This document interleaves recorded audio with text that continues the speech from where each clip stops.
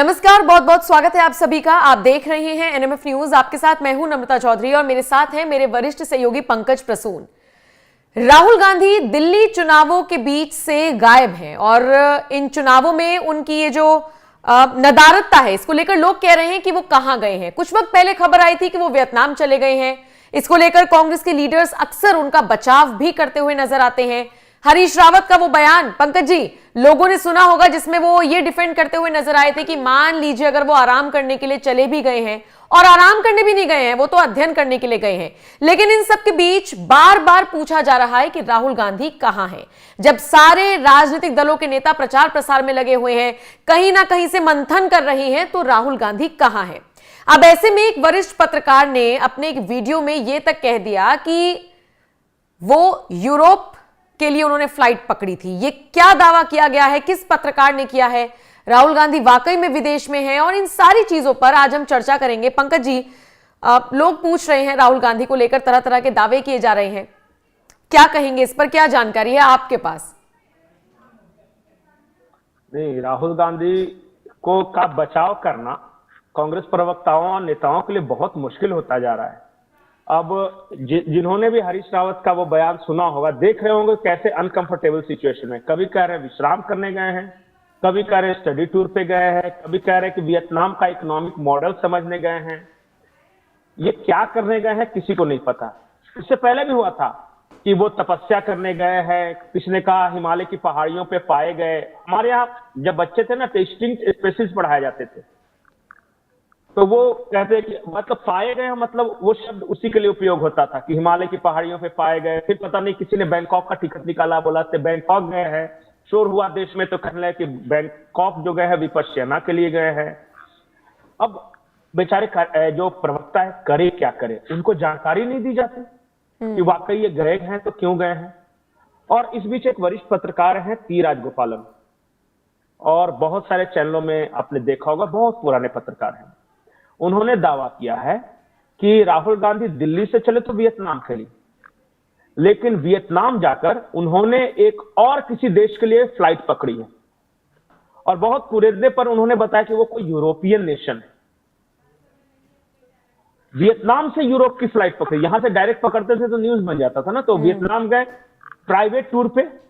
कांग्रेस की ओर से कभी प्राइवेट टूर बताया जा रहा है, कभी विश्राम यात्रा बताया जा रहा है, कभी स्टडी टूर बताया जा रहा है, कभी वियतनाम की इकोनॉमी को समझने के लिए बताया जा रहा है। हमें नहीं पता कि वो क्यों गए, लेकिन वो जो गए हैं, राजगोपालन जी का ये दावा है कि वहां से उन्होंने एक फ्लाइट पकड़ी है।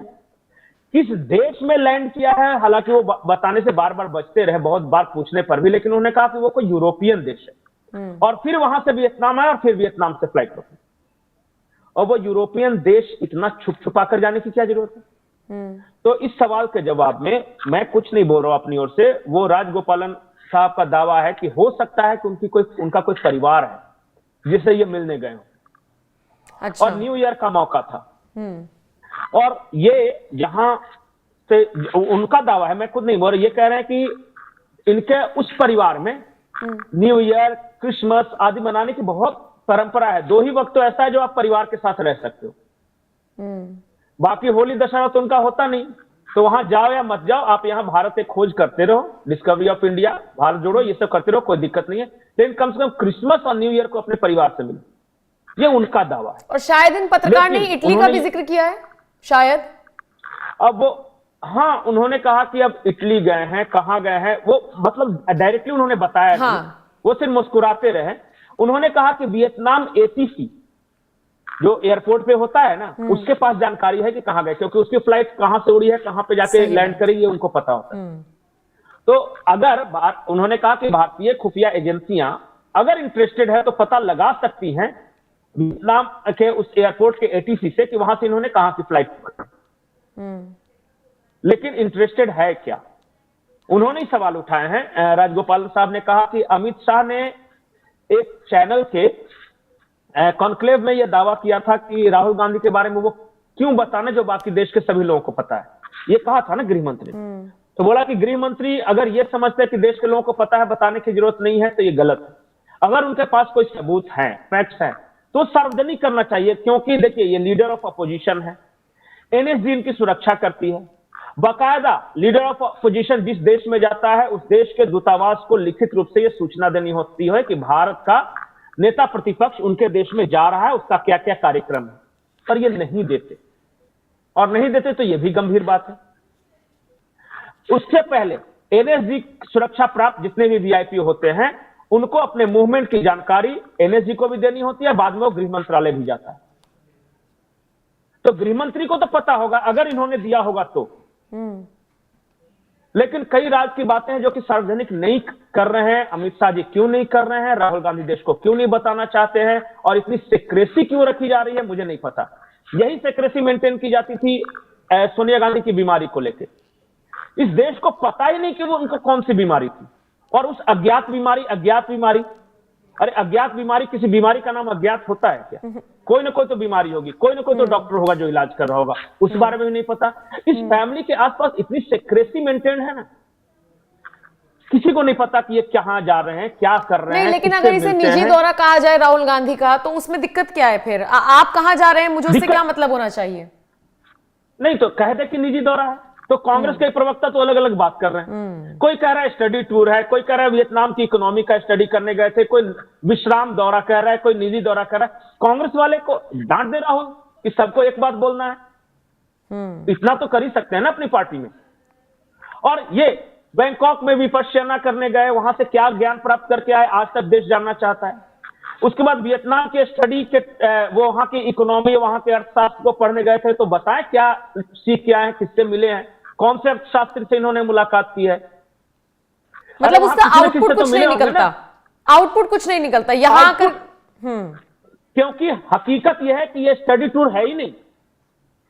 अगर कुछ स्टडी करे तब तो पता चले कि इन्होंने कुछ सीखा है या पढ़ाई की है या फिर ये किया है। अगर स्टडी टूर करने जाते हैं तो अपने साथ कुछ ज्ञानवान लोगों को जाते हैं जिनको इकोनॉमी की समझ है, वो टेक्निकल चीज इनको बताते कि ऐसा ऐसा होता है। तो ये तो अकेले चले गए बैग उठा के। आपको मैं बताता हूं, ठीक है इनका कितना भी एसेस ये है, कम से कम अगर अपने साथ कुछ एक्सपर्ट्स नहीं लेके गए थे तो वियतनाम के किसी एक्सपर्ट्स को हायर करते। ये सब कुछ नहीं किया है, क्योंकि वो स्टडी टूर है ही नहीं, और बैंकॉक में वो विपश्यना थी ही नहीं।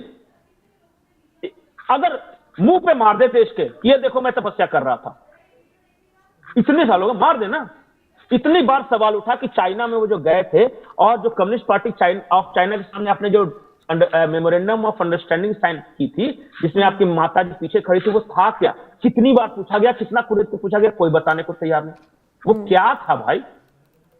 और ये कोई नॉर्मल आदमी तो है, अरे असाधारण आदमी होता ना तो अब तक पुलिस उठा के 4 डंडे मारती, खुफिया एजेंसियां उठा लेती, और इस देश के जो भी खुफिया तंत्र, इंटेलिजेंस एजेंसियां पूछती कि क्या है, कहां गए, क्या किए। लेकिन कुछ लोग, मैंने बोला ना कि प्रिविलेज चाइल्ड होते हैं। इतनी सेक्रेसी क्यों? अच्छा कोई दूसरा नेता होता तो ये अलाउड था क्या? नहीं बिल्कुल नहीं। अब चूंकि लीडर ऑफ ऑपोजिशन है तो लोग पूछते हैं, सवाल उठाते हैं। कैबिनेट मंत्री दर्जा प्राप्त है भाई। मोदी सरकार का कोई कैबिनेट मंत्री अचानक 10-15 दिन के लिए गायब हो जाए और विदेश में चला जाए तो कितना हंगामा होगा। ठीक है, शहजाद पूनावाला, राजगोपालन साहब ने जो दावा किया है कि ये वियतनाम नहीं गए, वियतनाम गए जरूर थे, वहां से फ्लाइट पकड़ी, उसके बाद किसी यूरोपियन कंट्री में गए, इस बात की जांच तो होनी चाहिए। ठीक है, शहजाद पूनावाला भी कुछ कह रहे हैं, उनके बयान के साथ छोड़े जा रहे हैं। शुक्रिया इस टॉपिक पर डिस्कस करने के लिए। बाकी आप इस खबर को लेकर, राहुल गांधी के विदेशी दौरों को लेकर आप क्या राय रखते हैं, जरूर बताइएगा। शहजाद पूनावाला को सुनिए। राहुल गांधी के लिए एलओपी का मतलब लीडर ऑफ ऑपोजिशन नहीं, लीडर ऑफ पार्टिंग है, लीडर ऑफ पर्यटन है। हमें तो पता ही है कि राहुल गांधी पार्टिंग में ज़्यादा और मॉर्निंग, राष्ट्रीय मॉर्निंग, इसमें कम यकीन रखते हैं। 26/11 के बाद भी पार्टी कर रहे थे।